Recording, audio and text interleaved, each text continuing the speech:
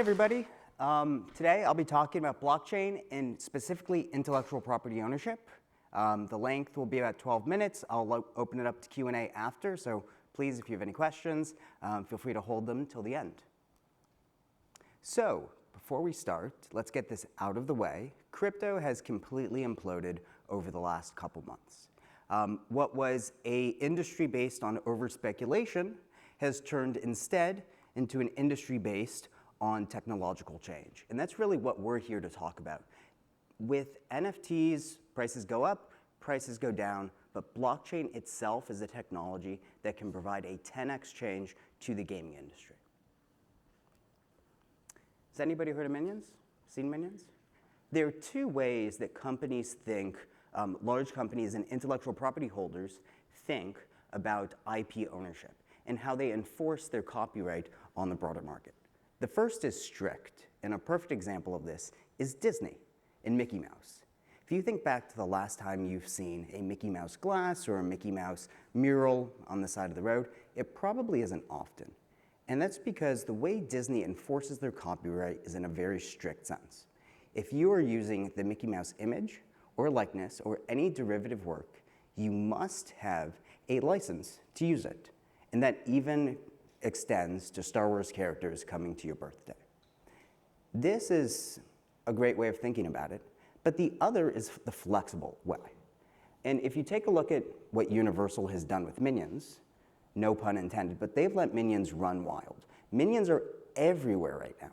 And the reason for this is Universal, instead of enforcing a strict copyright, has gone for the more flexible option, laissez-faire, if you will, to where they allow anyone to create a derivative work of Minion, and as long as it's not taken away from the original brand, we've seen Minion glasses, I've been offered a Minion dessert.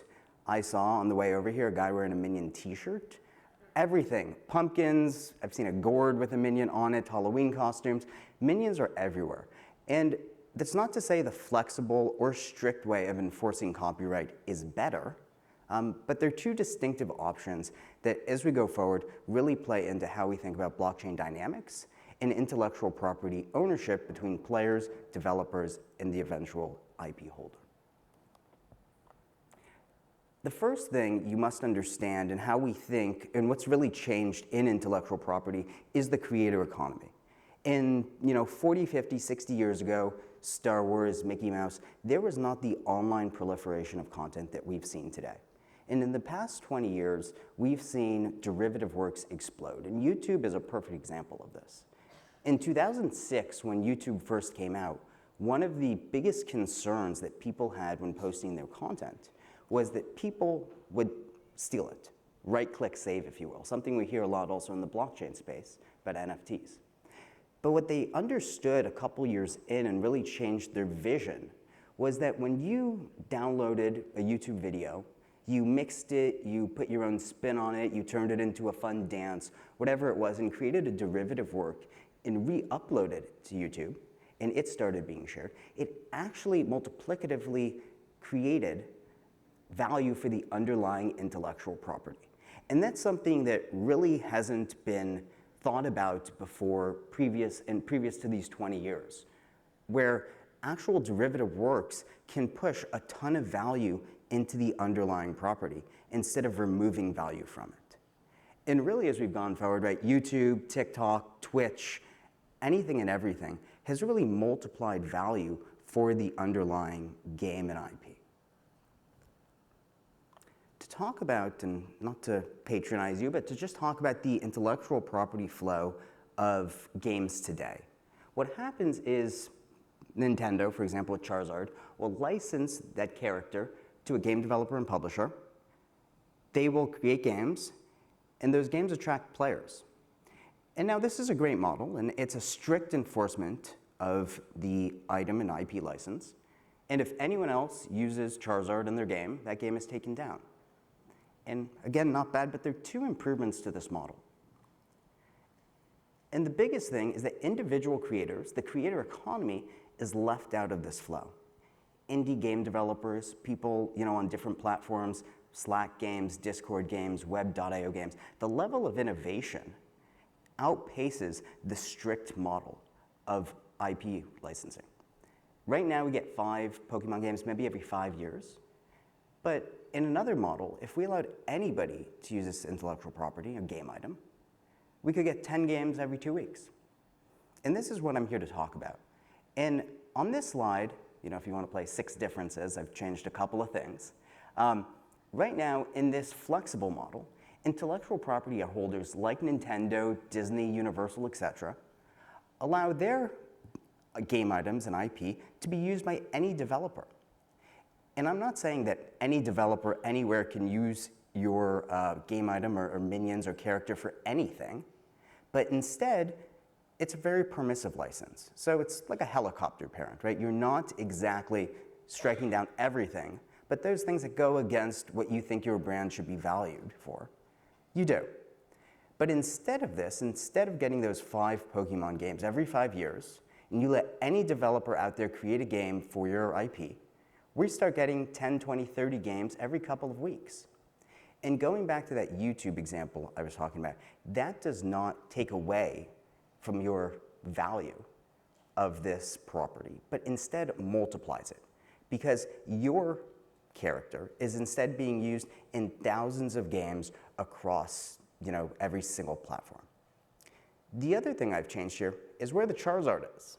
Because if you remember in the last slide, and I guess I can go back real quick, the Charizard lived with Nintendo, right? And Nintendo licensed its games, and every single game you play, right, if you're playing Pokemon Red, Blue, Green, etc., right, all the colors of the rainbow, you can restart from scratch.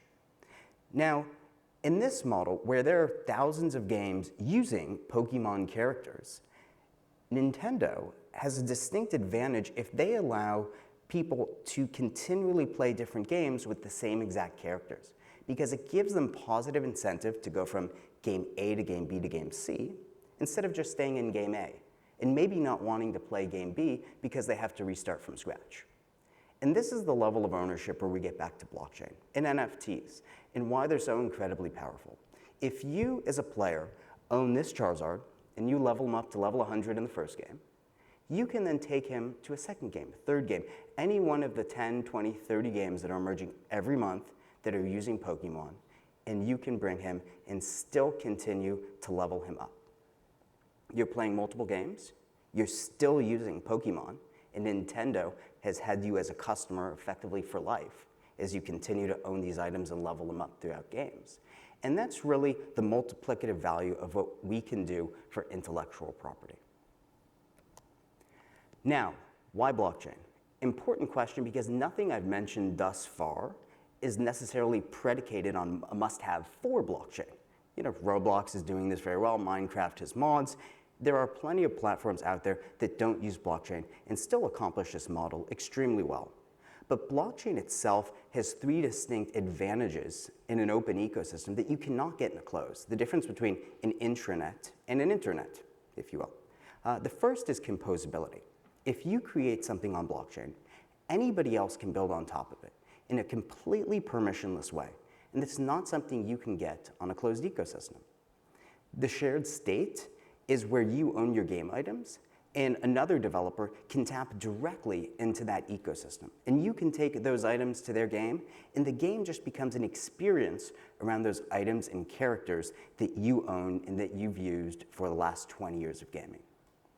And this last one here is important. A lot of people think, which is true, occasional instances, that blockchain is the Wild West, and it cannot be done. It's either all or nothing, right? If you let your intellectual property out into the blockchain world, it will be used anywhere for anything in any instance. And that's not true. Blockchain, while it is open, decentralized, and composable, it's still a permission system. And you, as a owner of an intellectual property or anything else, can still define, in fact, very granularly, who can and who can't use your IP. Thank you very much.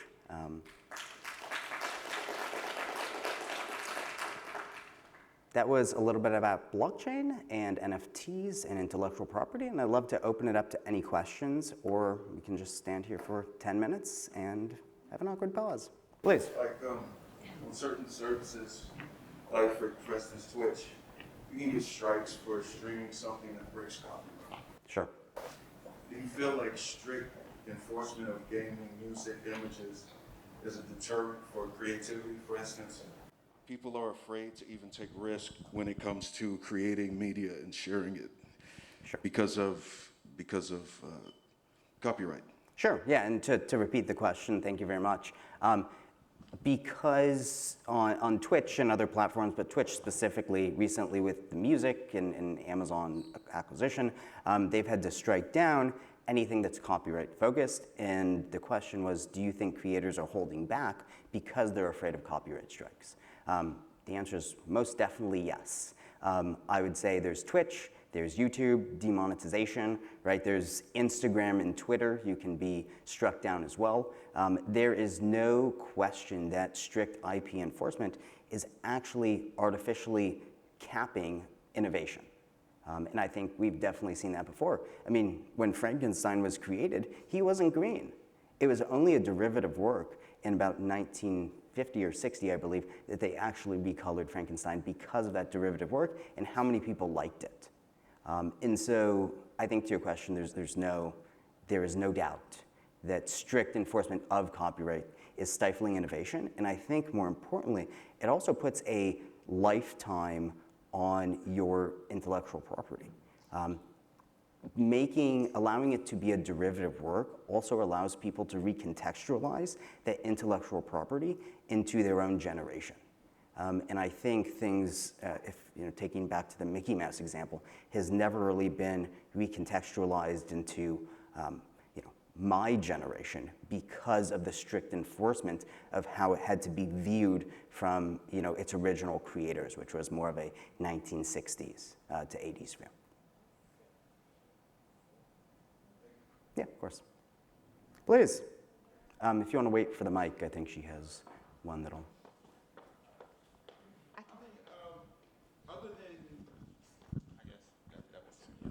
Oh yeah, this is way better.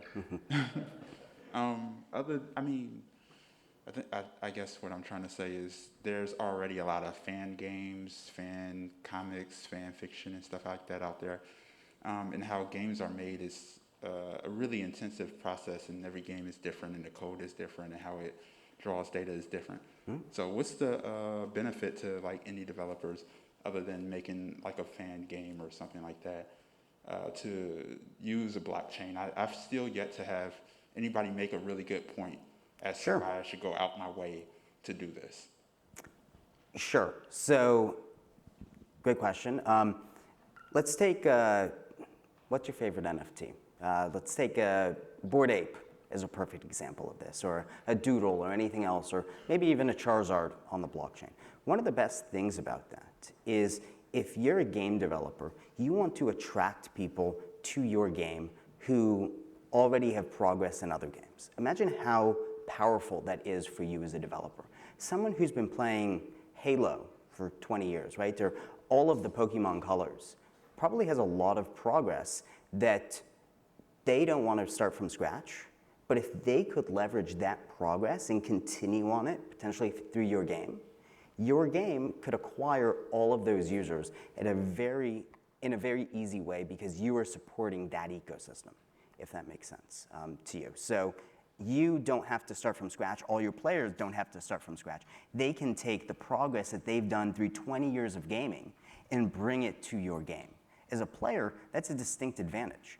I've spent, I won't say the number, on League of Legends, a lot of money, right? And one of my disincentives to start another game is I don't want to restart from scratch. My progress, my levels, my rune pages, my rank, all the money I've spent. By your game integrating the ability, the other game's kind of progress system, if you will, through those items, etc., your game has a distinct advantage because your players don't have to start from scratch. I'll go a step further, right? Items are great, but blockchain also brings some unique benefits, such as streamers signing digital goods. Right now, baseball players sign baseballs, basketball players sign basketballs and shoes. We've never had a streamer really be able to cryptographically sign a digital sword as a baseball player signs a baseball. With blockchain and cryptographic signatures, that is possible. And so taking it from both angles, items across games is powerful, but blockchain gives us this creation set that we've never had before in a digital world, which is really where this next level of innovation is going to come in the industry. Got one in the front row. This is great. Thank you, guys. No awkward pauses. We just keep going. Hey, how are you? Cheers. I just had a quick question. I wanted to ask if you have connected with anyone, or if you yourself have done anything with blockchain and K-12 education. So whether that be like kids having a profile, like the thing you just said about League of Legends, right? So we have a situation where kids go from K through 12, and every year is a different year, a different teacher, different identity almost, you know what I mean? But we don't have portfolio systems, for example, for kids. So I just wanted to see if you had any like experience with that, or thoughts about that, or contacts for that, Great question, and we should talk a little bit more after about that. We have not had the opportunity yet to do much in K-12 education. There are, I think, going back to one of my first slides, the over-speculation of the industry, specifically with NFTs, have, especially in gaming and games, aimed at that younger generation, have been a little, I think, slower to adapt because of that, and not wanting, obviously, speculators to take advantage of people in that age bracket. There's also GDPR and CCPA requirements that, especially on a public ecosystem like blockchain, is a little bit harder to deal with at that age range. So we've not had the opportunity yet, but there are many opportunities, and we'd love to chat after. Hello.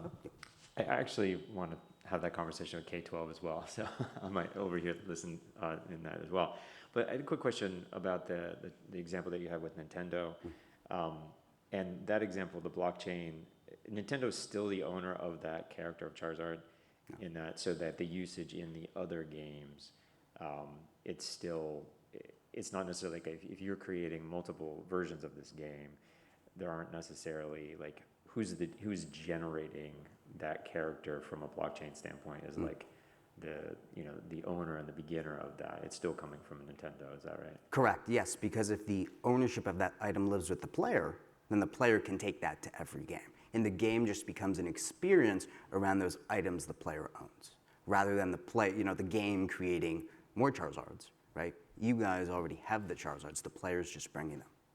Right, so then the player themselves have to have the mechanism to build it from scratch.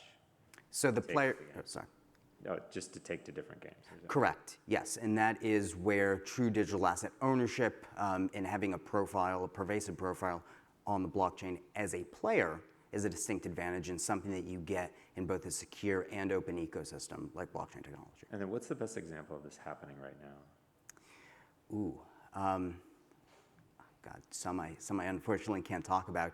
I would say, I would point to actually Axie Infinity and the Axie Builders program is a great example of this. I think Axie Infinity, in economics, and we can go into a lot of that detail, but they have a whole, effectively, accelerator with about 10 to 15 games a quarter of indie builders who are all building games for these Axies in this ecosystem.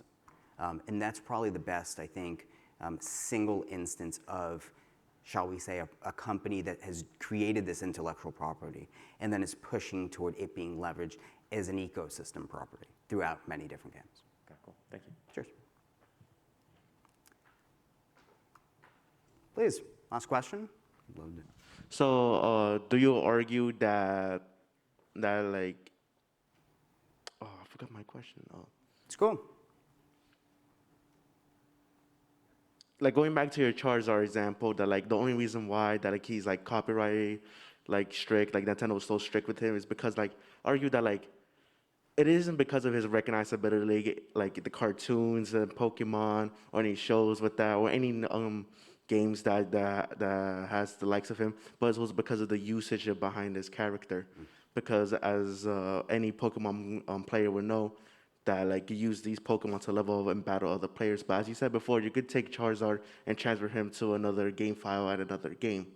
So argue that like that Charizard has value, not because of his recognizability, but also because of the usage he has. Because person A's Charizard has less value than another person's Charizard because he's like he probably has a less level, he's weaker, or he doesn't have enough health. So, yes, that is what I argue in totality, and I think it all comes back to money. Always, everything, right, comes back to money, especially with these companies. And to your point, the reason sometimes companies are so strict about this is they think derivative works using Charizards in other games takes away from the initial brand value, right? Every element of a Charizard, T-shirt that they don't approve takes away from that value.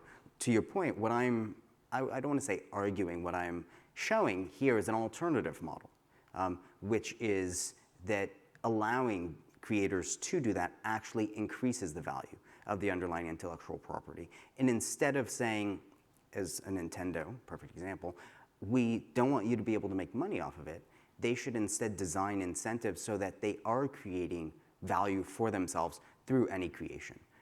Epic Games with Unreal Tournament, right, as they released it in open source, says anyone can download and run it. Only if you make over $250,000 on it do you have to pay us back royalties.